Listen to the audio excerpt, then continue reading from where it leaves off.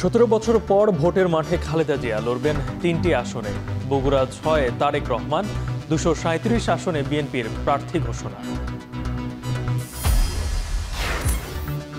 অনানুষ্ঠানিকভাবে কিছু আসনে প্রার্থী ঠিক করল এনসিপি। নাহিদ লড়বেন ঢাকা 11 থেকে, আখতার রংপুর 4-এ, পঞ্চগড়ে সার্জিস, কুমিল্লায় হাসনাত। ঢাকার বিশদ অঞ্চল পরিকল্পনায় ভবনের উচ্চতা বৃদ্ধিতে ব্যবসায়ীদের স্বস্তি, ক্ষুব্ধ পরিকল্পনাবিদরা। বাস্তবতা মেনেই সিদ্ধান্ত, বলছে রাজু। বিজিবির নিয়মিত অভিযানের পরেও চোরাচালান কমছে না ব্রাহ্মণবাড়িয়ার সীমান্তে। বহনে ব্যবহার হচ্ছে স্থানীয়রা, কঠোর নজরদারির তাগিদ।